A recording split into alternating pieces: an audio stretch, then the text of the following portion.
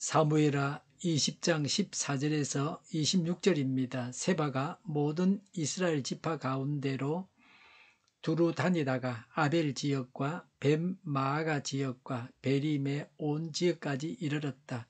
그곳 사람들이 모두 모여서 그의 뒤를 따랐다. 요압을 따르는 군인들은 그곳에 이르러서 벤마아가의 아벨을 포위하고 세바를 치기 시작하였다. 그들이 성읍을 보면서 둔덕을 쌓으니 이 둔덕이 바깥 성벽의 높이만큼 솟아올랐다. 요압을 따르는 모든 군인이 성벽을 무너뜨리려고 부수기 시작하니 그 성읍에서 슬기로운 여인 하나가 이렇게 외쳤다. 제 말을 들어보십시오.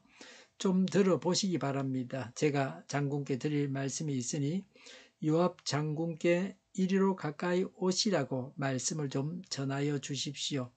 요압이 그 여인에게 가까이 가니 그 여인이 요압 장군이십니까? 하고 물었다.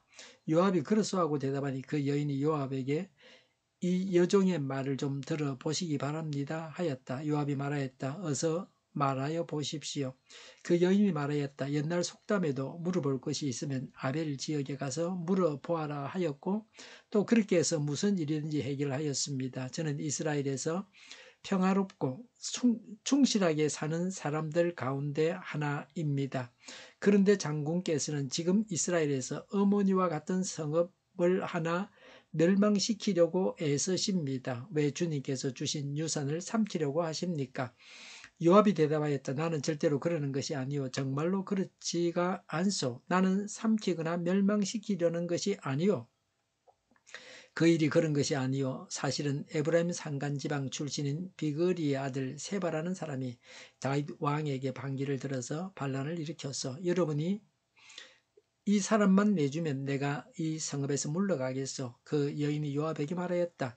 그렇다면 그의 머리를 곧 성벽 너머로 장군께 던져드리겠소. 그런 다음에 그 여인이 온 주민에게 돌아가서 슬기로운 말로 설득시키니 그들이 비그리 아들 세바의 머리를 잘라서 요압에게 던져주었다. 요압이 나팔을 부니 모든 군인이 그 성읍에서 떠나 저마다 자기 집으로 흩어져 돌아갔다. 요압은 왕이 있는 예루살렘으로 돌아왔다. 요압은 온 이스라엘의 군대 사령관이 되고 요야다의 아들 버나야는 그렛 사람과 블렛 사람으로 이루어진 경호원들의 지휘를 맡고 아도니람은 부역 감독관이 되고 아일롯의 아들 여호사밧은 역사 기록관이 되고 서와는 서기관이 되고 사독 아비아달은 제사장이 되고 야일 사람이라는 다윗의 제사장이 되었다. 아멘. 14절에 아벨, 벤마가, 베림은 북동쪽 끝에 있는 성읍들입니다. 세바는 경계선까지 올라갔습니다. 그곳 사람들이 모두 세바를 따랐습니다. 15절에 요압을 따르는 군인들은 벤마가의 아벨을 포위하고 세바를 치기 시작하였다. 바깥 성벽의 높이만큼 둔덕을 쌓았다. 요압을 따르는 모든 군인이 성벽을 무너뜨리려고 부수기 시작했습니다. 남자들은 힘으로 모든 일을 하려고 합니다. 부수고 죽이는 일이 남자가 하는 일의 전부입니다. 아벨성과 모든 나라를 살린 여인이 있었습니다. 16절에 그 성읍에서 슬기로운 여인 하나가 이렇게 외쳤다고 했습니다. 그 성에 사는 모든 남자보다 지혜롭고 용감한 여인입니다. 잠언 14장 1절에 무릇 지혜로운 여인은 그 집을 세운다 고 했습니다. 16절에 그 여인은 요압 장군과 단독 면담을 요청했습니다. 전쟁 중에도 대화는 평화롭게 문제를 해결합니다. 18절에 그 여인이 말하였다. 옛날 속담에도 물어볼 곳이 있으면 아벨 지역에 가서 물어보라고 하였고 또 그렇게 해서 무슨 일이든지 해결하였습니다 라고 했습니다. 옛부터 아벨 성에는 지혜자가 많이 살았습니다. 그 지혜자들에 의해서 어려운 문제들이 해결되었습니다. 성을 공격하기 전에 아벨성의 지혜자와 상의하자는 것입니다. 19절에 저는 이스라엘에서 평화롭고 충실하게 사는 사람들 가운데 하나입니다. 그런데 장군께서는 지금 이스라엘에서 어머니와 같은 성읍을 하나 멸망시키려고 애쓰십니다라고 했습니다. 아벨성은 그 주위에서 가장 큰 성입니다. 중요한 성입니다. 꼭 필요한 성입니다. 19절에 왜 주님께서 주신 유산을 삼키려고 하십니까? 라고 했습니다. 그 성은 하나님께 속한 것이요 이스라엘 백성에게 하나님께서 기업으로 주신 것이므로 멸망시켜서는 안 된다고 했습니다. 20절에 요압이 대답하였다. 나는 삼키거나 멸망시키려는 것이 아니요. 21절에 세바만 내주면 되면 내가 이 성읍에서 물러가겠소. 그 여인이 요압에게 말하였다. 그렇다면 그의 머리를 곧 성벽 너머로 장군께 던져드리겠소? 라고 했습니다. 무슨 배구공을 넘기듯이 넘겨주겠다고 했습니다. 22절에 그 여인이 온 주민에게 돌아가서 설기로 말로 설득시키니 세바의 머리를 잘라서 요압에게 던져주었다. 요압이 나팔을 부니 모든 군인이 그 성읍에서 떠나 저마다 자기 집으로 흩어져서 돌아갔다. 요압은 왕이 있는 예루살렘으로 돌아왔다고 했습니다. 그 성 사람들도 다 살고 요압도 이 일로 인해서 큰 공을 세웠습니다. 전혀 희생자가 없이 주동자만 제거했습니다. 이를 매우 잘 처리한 것입니다. 의사가 암 덩어리만 제거한다면 명의입니다. 군대가 싸우지 않고 아군은 전혀 피해가 없이 반역자만 제거하여 최고의 전공을 세운 것입니다. 세바 한 사람으로 인해서 그 성의 사람들이 다 죽을 뻔했습니다. 한 사람의 행동이 공동체 전체에 해를 끼칩니다. 이런 점을 생각해서 항상 깨어있고 자신을 돌보아야 합니다. 한 사람 아담으로 인해서 죄가 들어와서 모든 사람이 죽은 것과 같이 세바로 인해서 모든 사람이 죽게 되었습니다. 한 사람 지혜로운 여인으로 인해서 온 성의 사람들이 다 살게 되었습니다. 요압도 살고 다윗도 살고 이스라엘 나라 전체가 살았습니다. 한 사람 예수님으로 인해서 온 인류가 다 살게 되었습니다.